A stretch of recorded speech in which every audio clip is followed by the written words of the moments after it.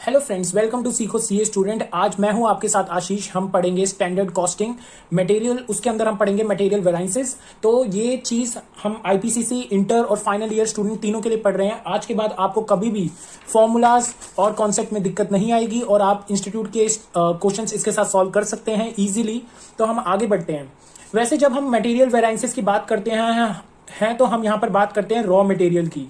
तो raw material की हम बात करते हैं, जैसे हमने बात करी स्टैंडर्ड है 5 यूनिट्स, मतलब 5 यूनिट्स ऑफ रॉ मटेरियल बनाने के लिए हमें ए चाहिए होता है 50, बी रॉ मटेरियल चाहिए होता है 100 और उसकी रेट गिवन है पर रॉ मटेरियल की 2 और 3। तो हमारा टोटल अमाउंट आ गया। ऐसे ही हमारा एक्चुअल, जब हम एक्चुअल क्वांटिटी बनाते हैं तो हम एक्चुअल क्वांटिटी 10 यूनिट बनाते हैं। उसमें क्वांटिटी लगता है ए और बी का इतना, रेट इतना लग गया और अमाउंट इतना लग गया।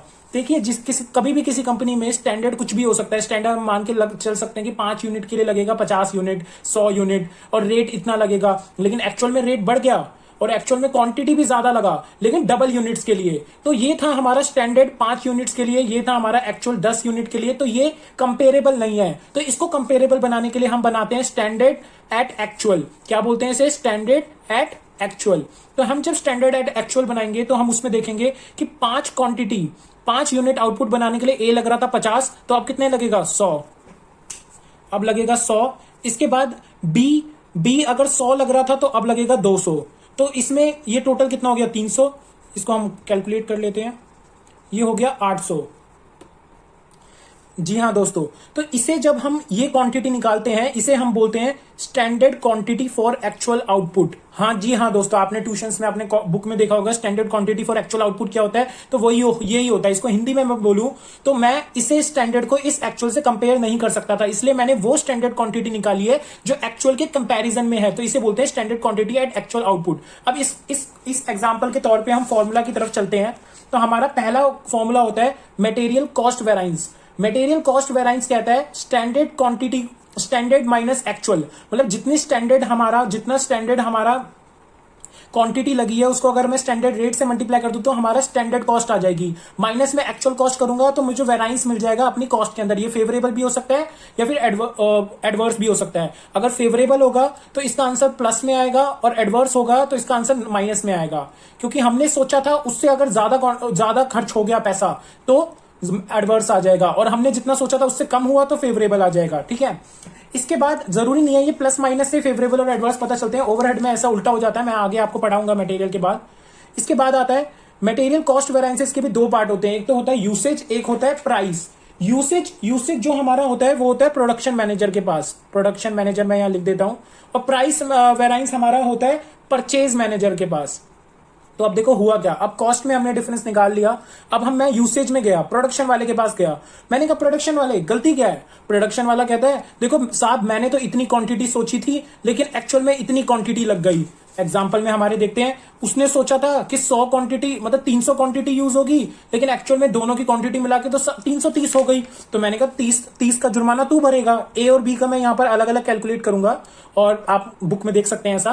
तो standard quantity minus actual quantity into standard rate. मैंने कहा मैं यहाँ स्टैंडर्ड रेट से क्यों मल्टीप्लाई कर रहा हूं, मैं इसको एक्चुअल रेट से भी कर सकता था। यहां पर स्टैंडर्ड रेट से मल्टीप्लाई करने का रीजन ये होता है क्योंकि अगर मान लो मैं कहता कि एक्चुअल रेट से करो तो एक्चुअल रेट यहां पॉसिबल नहीं है, क्योंकि जो प्रोडक्शन मैनेजर है उसे तो रेट तो अपनी स्टैंडर्ड ही पता थी ना। उसको तो वो तो अपना क्वांटिटी मुझे जो बता रहा था वो स्टैंडर्ड के हिसाब से बता रहा था, इसलिए यहां पर स्टैंडर्ड आता है। लेकिन जब मैं परचेज मैनेजर के पास गया मैंने कहा क्या कहानी है, कहता है सर मैंने स्टैंडर्ड इतनी सोची थी, एक्चुअल इतनी हो गई तो इतने से वेराइंसेस हो गया। हो सकता है जैसे यहां पर हम रेट देखते हैं, हमने सोचा था 2 और 3 हो गई 3 और 4, तो यहां एडवर्स हो गई कि सोचा कम थी लेकिन हो ज्यादा गई। उसको मल्टीप्लाई करेंगे एक्चुअल से। एक्चुअल से क्यों? जो असलियत में हुई है। हम यहाँ स्टैंडर्ड से नहीं करेंगे, एक्चुअल से करेंगे। तो ये यहां पर डिफरेंस होता है।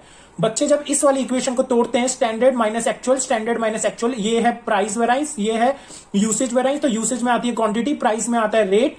तो जब यहां पर तोड़ते हैं तो बच्चे इसमें कंफ्यूज होता है। तो प्रोडक्शन मैनेजर कहता है मेरी जिम्मेदारी थी स्टैंडर्ड रेट तक की, मतलब standard quantity minus actual quantity तो मैं बताऊंगा इतना डिफरेंस, लेकिन रेट तुम लोगे पुराना वाला।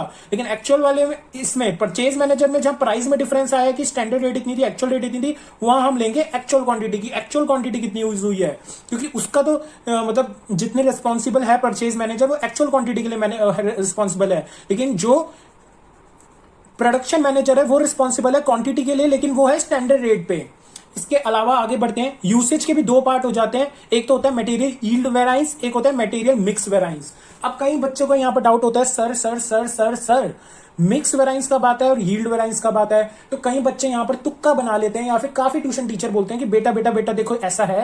यील्ड तो वो कैसे भी याद करवा देते हैं बच्चों को, मिक्स में बोल देते हैं अगर ए और बी दो रॉ मटेरियल तो मिक्स लगेगा और सिंगल प्रोडक्ट है तो नहीं लगेगा। तो यहां पर मैं आंसर कहूंगा नहीं। देखिए मैं अपने पुराने एग्जांपल में लेता हूं।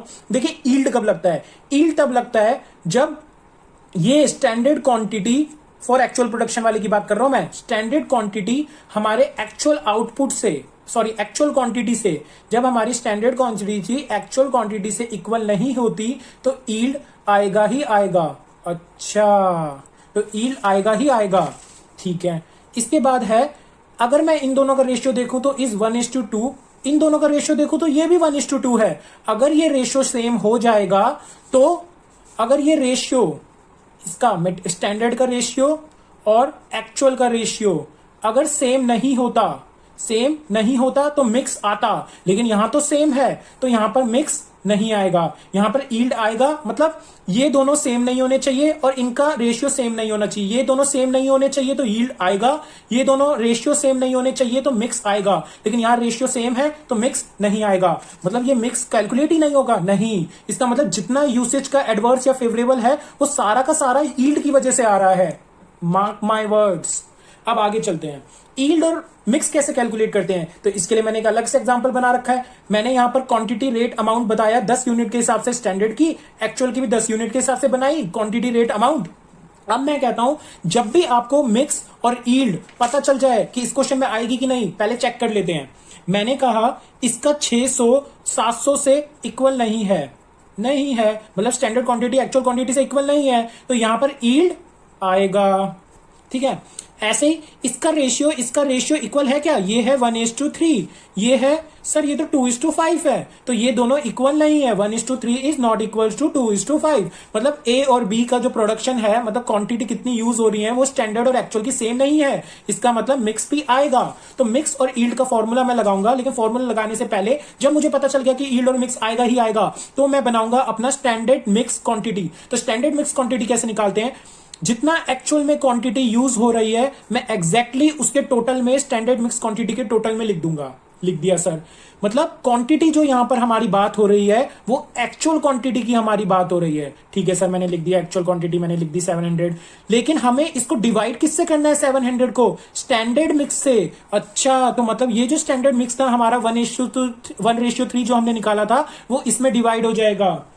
तो हमारा 1:3 यहां पर निकाल के आ जाएगा, ये आ जाएगा 175 एंड 525। हाँ, तो ये आ जाएगा। तो इसका फॉर्मूला होता है स्टैंडर्ड क्वांटिटी, यील्ड का फॉर्मूला होता है standard quantity minus standard quantity mix into standard rate. मतलब ये standard quantity 150 minus 175 into standard rate, ठीक है सर। और मिक्स का फॉर्मूला होता है standard mix quantity minus actual quantity into standard rate. मतलब ये mix minus actual quantity into standard rate. मतलब यील्ड की अगर मैं बात करूं तो ये क्वांटिटी माइनस में ये ले लूंगा, मतलब इन दोनों का डिफरेंस इनटू स्टैंडर्ड रेट। और अगर मैं मिक्स की बात करूं तो इन दोनों का डिफरेंस इनटू स्टैंडर्ड रेट। खत्म। इसके साथ यहां पर ही मटेरियल वेराइंस खत्म हो जाता है। इसके दो पार्ट, इसके दो पार्ट, और यहां पर हमने समझ लिया। अब अगर मैं पूरे मटेरियल की बात करूं तो अगर आपका यहां पर पॉजिटिव आता है तो वो होता है फेवरेबल, नेगेटिव आता है तो ये एडवर्स। लेकिन ये मत बोलना कि आशीष सर ने तो यही सिखाया, नहीं।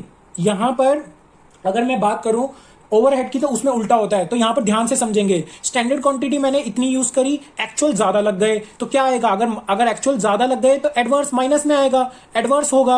और यहां पर अगर मैं ये कम होगा ये ज्यादा होगा तो वैसे भी माइनस आ रहा है तो एडवर्स। ऐसे ही मैं कहूं standard rate minus actual rate, मैंने सोचा था इतना रेट, मैंने सोचा था 10 रुपए में बन जाएगा, लेकिन बन गया 8 रुपए में ही। इसका मतलब 2 रुपए हमारा फेवरेबल हो गया। देखा जाए तो प्लस माइनस ये भी प्लस बन रहा है। ऐसे ही मिक्स और ऐसे ही सबके साथ हो जाएगा रेट, ठीक है। तो इसके साथ हमारा ये मटेरियल वेराइंस यहाँ पर खत्म हो चुका है। नेक्स्ट हम मिलते हैं लेबर वेराइंस के साथ। I hope you enjoyed the video. Subscribe this channel, press bell icon, share this video with your friends and your colleagues, and मेरे साथ बने रहिए। जय हिंद दोस्तों।